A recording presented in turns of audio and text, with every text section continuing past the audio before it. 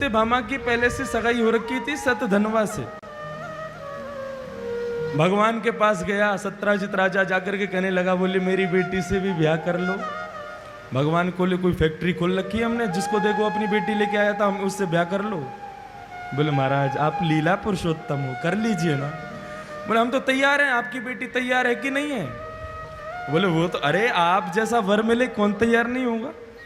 तो भगवान का तीसरा विवाह किससे हुआ?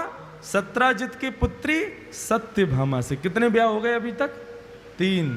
रुक्मणी, जामवती, सत्यभामा। सत्यभामा से भगवान का विवाह हुआ। भगवान को दहेज में सिमंतक मणि ला करके दी। भगवान इसको मुझसे दूर ले जाओ, मुझे चाहिए ही नहीं है। इसकी वजह से इतना कलंकित होना पड़ा मुझे। बंधुओं, भगवान ने भागवत में साफ लिखा है, दहेज प्रथा नहीं होनी चाहिए। भगवान ने भी दहेज नहीं लिया, ना रुक्मणी जी से लिया, ना 16,108 ब्याह किए, एक में भी दहेज नहीं लिया।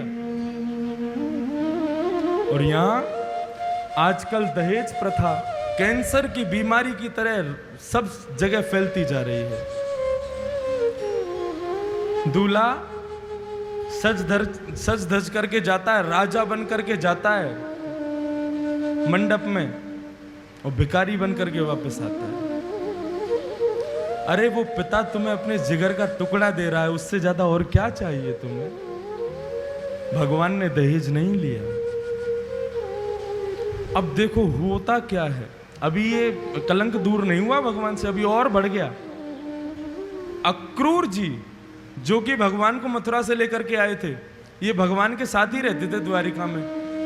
ये देखो कितने बड़े भक्त थे, लेकिन भक्त होने के बावजूद भी उनके मन में लोभ आ गया मणि के प्रति। उन्होंने क्या किया? सत्यभामा के जिससे सगाई हो चुकी थी सतधनवा, उसके पास जाके बोले, लड़की तो तुम्हारे हाथ से निकल गई। बोले हाँ निकल तो गई। बोले मणि को तो अपना लो। बोले वो कैसे मिलेगी? बोले सत्राजित को मार दो, मणि को चोरी कर लो। बोले अच्छा। रात्रि में गया, जाकर के सत्राजित को मार दिया, उससे मणि को चुरा लिया। अब यहां पर जैसे ही सत्यभामा को पता चला मेरे पिताजी को मार दिया, कृष्ण से कहने लगी, मेरे पिताजी के हत्यारे को ढूंढ करके लाइए, आप मेरे पिताजी को मार दिया है। भगवान दाऊ दादा के साथ में निकले। भगवान को पता चल गया किसने चुराई है मणि, सतधनवा ने। अब सतधनवा दौड़ा दौड़ा गया अक्रूर जी के पास। बोले महाराज कृष्ण मुझे मारने के लिए आ रहे हैं। अक्रूर जी बोले एक काम कर, तू द्वारिका छोड़ के भाग जा, मणि मुझे दे के चला जा, और कहीं ये मणि उनको मिल नहीं जाए, तू भाग जा यहां से। तो मणि आ गई अक्रूर जी के पास में, और सतधनवा वहां से भागने लगा। भगवान ने बीच रास्ते में सतधनवा को पकड़ा। सतधनवा रथ से उतर करके जंगल की ओर भागा। यहां से भगवान निकल करके जंगल की ओर भागे। जाकर के बीच जंगल में सतधनवा को पकड़ करके भगवान ने उसको मार दिया। अब उसकी पूरी चेकिंग की, उस पर भी मणि नहीं थी। भगवान लौट करके आए तो रथ में दाऊ दादा बैठे थे। दाऊ दादा बोले क्या हुआ लाला? बोले भैया सतधनवा को तो हमने मार दिया, लेकिन उसके पास मणि नहीं थी। दाऊ दादा के मन में आया, कन्हैया की पहले से ही नियत थी उस मणि पे, इसने हमें बिना बताए जेब में रख लिया, बता नहीं रहा इसी के पास में है मणि। दाऊ दादा अच्छा ठीक है तू द्वारिका जा, मैं हस्तिनापुर जा रहा हूं। भगवान बोले ठीक है। भगवान को तो सब पता है, मन से सब समझ जाते हैं। भगवान लौट करके द्वारिका आए तो सत्यभामा पानी का गिलास लेकर के आई। क्या हुआ? मेरे पिताजी का हत्यारा मिला, मणि मिली। भगवान बोले देवी हमने सतधनवा को तो मार दिया, लेकिन मणि उसके पास नहीं थी। तो यहां भगवान की पत्नी के मन में भी आया कि पहले से ही मेरे पिताजी की मणि पर नजर थी कृष्ण की, और इन्होंने बिना बताए उस मणि को अपने पास ही रख लिया है। भगवान बोले देखो कैसा विचित्र, मेरी स्वयं की पत्नी को मुझ पर विश्वास नहीं है, अत्यंत प्रिय भाई को मुझ पर विश्वास नहीं है। भगवान इस लीला के द्वारा संपूर्ण विश्व को बताना चाहते हैं, तुम तो इंसान हो, मैं तो फिर भी भगवान हूं। जब मैं नहीं बचा तो तुम इंसान होकर के कैसे बच सकते हो? बच सकते हैं बताओ? भगवान, बहुत दिन हो गए, सब लोग बस शक करते थे भगवान पर कि इन्हीं के पास मणि है। पूरी द्वारिका में लोग कहते थे बताओ ससुर को मार करके मणि चुरा लिया इन्होंने। भगवान ने कहा बहुत हो गया भाई, ये खत्म होना चाहिए कलंक। और इतने में ही भगवान को पता चला अक्रूर जी आजकल ब्राह्मण भोजन कराते हैं, सोने की थाली में कराते हैं और ब्राह्मणों से कहते हैं थाली अपने साथ ही ले जाओ, अपने पास ही रखो। भगवान बोले बड़ा पैसा आ रहा है अक्रूर जी पे, कहां से आ रहा है इतना पैसा? भगवान ने ध्यानस्थ होकर के देखा तो मणि उन्हीं के पास थी। भगवान ने पत्र लिखा और उसमें लिखा मैं आपको अभय दान देता हूं, मुझसे डरने की जरूरत नहीं है, लेकिन मुझे पता है मणि आपके पास है, मुझे मणि नहीं चाहिए, लेकिन द्वारिका के लोगों में जो मेरे प्रति बैर भाव है उसको दूर करने के लिए आपको द्वारिका आना पड़ेगा। अक्रूर जी को बहुत दुख हुआ, मैंने कन्हैया के साथ ऐसा किया। मणि लेकर के भगवान को समर्पित करने लगे। भगवान बोले मुझे नहीं चाहिए, क्योंकि मणि के मिलने के बाद, धन कमाने के बाद जो व्यक्ति को करना चाहिए वो आप भली भांति कर रहे हो। ब्राह्मण भोजन करा रहे हो, धर्मशालाएं बनवा रहे हो, इतना दान पुण्य कर रहे हो, अच्छा है, रखो अपने पास, लेकिन द्वारिका के लोगों को बता दो मणि मेरे पास नहीं है। और यहां जाकर के भगवान के अंदर से, भगवान के ऊपर से द्वारिका के लोगों के मन में जो वहम था वो दूर हो गया। भगवान कहते हैं जो इस उपाख्यान को सुनता है, जो मैंने अभी अभी सुनाया, उसको बिना मतलब के कभी कलंकित नहीं होना पड़ता। इसलिए ये उपाख्यान सुनाना बहुत अच्छा। एक चौथ का चांद आता है, साल भर में एक बार ही आता है शायद, उसको यदि कोई देख ले तो कहते हैं वो कलंकित हो जाता है। लेकिन अब जितने भी लोग यहाँ बैठे हैं, ये हमारी जिम्मेवारी है, खूब देख लेना, आप लोगों को कुछ नहीं होगा, क्योंकि ये समंतक उपाख्यान आपने सुन लिया, अब ये आपकी रक्षा करेगा। तो ये समंतक उपाख्यान इसलिए मैं हर कथा में सुनाता हूँ इसको, जितने लोग बच जाएं बेचारे उतना अच्छा है ना। कलंक क्यों लगे? क्योंकि देखो जल से पतला कौन है और कौन भूमि से भारी, कौन अग्नि से तेज है और कौन काग से कारी। इसका उत्तर क्या है?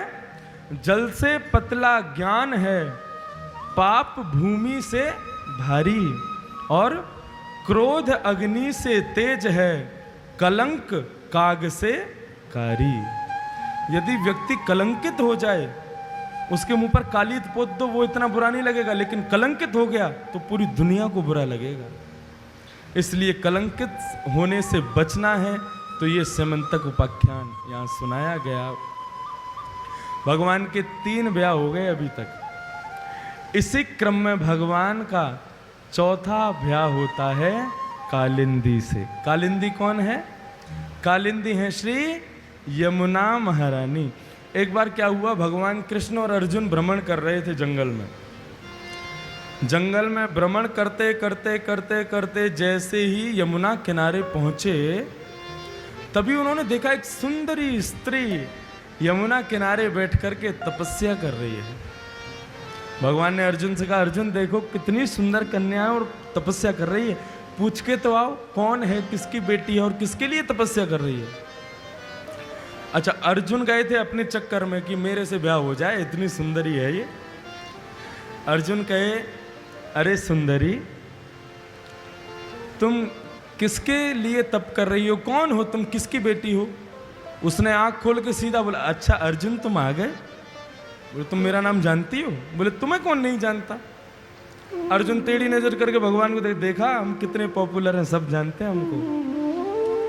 अर्जुन को लगने लगा हो ना हो ये हमसे ब्याह करेगी अब तो। अच्छा तो तुम यहाँ तपस्या क्यों कर रही हो और तुम्हारा ब्याह हो गया क्या? कालिंदी बोली, नहीं अर्जुन अभी ब्याह नहीं हुआ, ब्याह करने के लिए ही तप कर रही हूं। अर्जुन बोले, तो भगवान ने तुम्हारी सुन ली है? अर्जुन अपने लिए कह रहे हैं, मैं आ गया हूं, भगवान ने सुन ली। बोले नहीं अभी नहीं सुनी। बोले क्यों? बोले मैं द्वारिकाधीश कृष्ण से विवाह करना चाहती हूँ। भगवान बोले ये भी निकल गई हाथ से, लौट के आए, जाओ तुम्हारे लिए तपस्या की, जाओ ब्याह कर लो, तुम्हारा पेट नहीं भरने वाला, कहाँ एक भी ब्याह नहीं हो रहा था, अब 4-4 ब्याह हो रहे हैं तुम्हारे। और चौथा ब्याह हुआ भगवान का कालिंदी यानी कि यमुना जी से। बंधुओं, ये यमुना महारानी का जो सबसे सुंदर स्वरूप माना गया है वो वृंदावन का माना गया है। लेकिन आजकल हमारी यमुना महारानी पवित्र नहीं है, बुरा मत मानना, लेकिन उसमें बहुत बड़ा योगदान आपकी दिल्ली का है। आपकी दिल्ली की आधे से ज़्यादा गंदगी यमुना में जाती है और यमुना को गंदगी से ग्रस्त कर देती है। यमुना का जल आचमन करने के योग्य भी नहीं, एक बूंद भी आप अपने मुंह में नहीं डाल सकते, इतनी गंदी हो गई यमुना जी। लेकिन वो यमुना महारानी वृंदावन में आज भी भ्रमण करती हैं और आज भी वहाँ श्री कृष्ण वेणु निनाद करने के लिए आते हैं। बंधुओं, आप में से वृंदावन कौन कौन गया? हाथ ऊपर करना। वाह, सभी गए वृंदावन। लेकिन बंधुओं, हमारे यहाँ के एक बड़े अच्छे संत कहते हैं वृंदावन का एक और नाम है, क्या? प्रेम नगर। जहाँ पर प्रेमी निवास करते हैं उसको प्रेम नगर कहते हैं। जहाँ पर प्रेम का ईश्वर यानी कि श्री कृष्ण निवास करता है उसको वृंदावन कहते हैं। आज हमसे एक प्रश्न किया कि महाराज एक बात बताओ, भगवान वृंदावन छोड़ करके गए मथुरा, मथुरा से वृंदावन दूर तो था नहीं, भगवान चाहते तो सुबह जाते शाम को मिलके आ जाते ब्रजवासियों से, भगवान क्यों नहीं गए लौट कर? कल हमने सुना, कल मैंने देखा कितने सारे लोग भावुक हो गए थे, नेत्र सजल हो गए थे भगवान की याद करते हुए। नहीं तो भगवान तो आज भी वृंदावन में निवास करते हैं और सच्चे भक्तों को आज भी वृंदावन में भगवान दर्शन देते हैं। संत कहते हैं यदि तुम्हारे हृदय में प्रेम उत्पन्न नहीं हुआ है तो वृंदावन मत जाना, बिल्कुल भी मत जाना। क्यों? क्या गा रहे हैं? प्रेम नगर मत जा मुसाफिर, प्रेम नगर मत जा।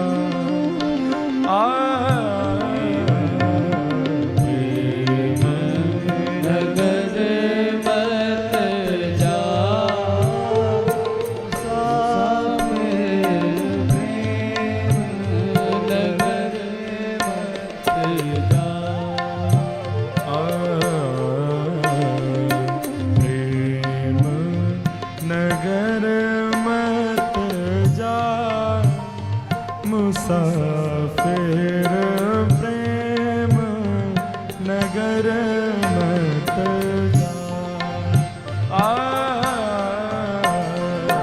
प्रेम नगर मत। सब लोग गाओ मेरे साथ प्रेम से झूमते हुए। प्रेम नगर मत जा। क्या कह रहे हैं? प्रेम नगर मत जा मुसाफिर। मुसाफिर किसको कहते हैं? घूमने वाले को। यदि घूमने की भावना से प्रेम नगर यानी कि वृंदावन जा रहे हो तो बिल्कुल मत जाना, वहां तो प्रेमी बन करके ही जाना। प्रेम नगर मत जा मुसाफिर, प्रेम नगर मत जा।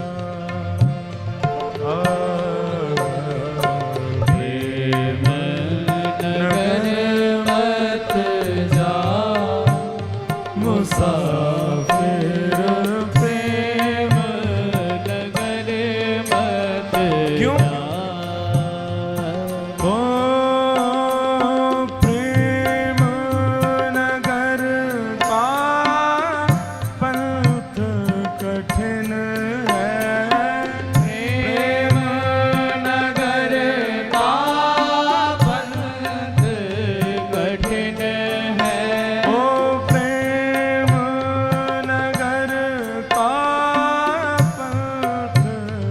कठिन है प्रेम नगर का पंथ कठिन है। ओ प्रेम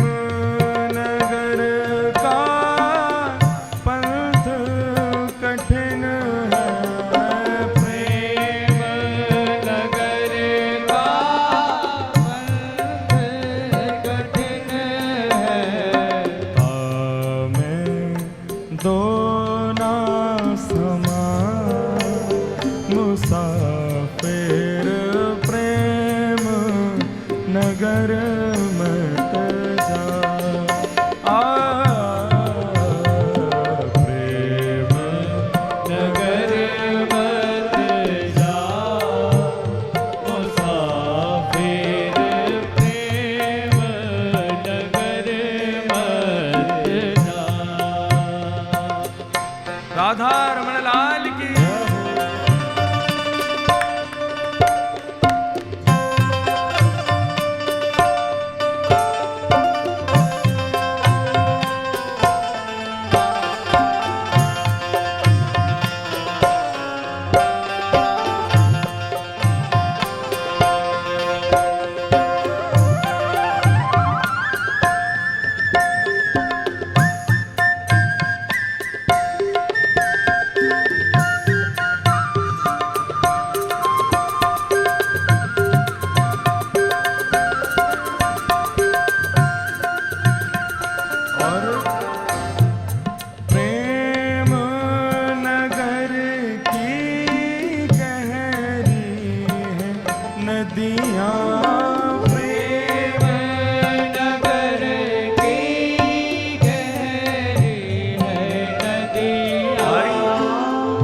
वृंदावन की नदी एक है, लेकिन कहने का भाव समझो, वहां पर भक्ति की नदियां बहती है और वो इतनी गहरी है कि प्रेम नगर की गहरी है नदियां, प्रेम नगर की गहरी है नदियां, ओ प्रेम नगर नगर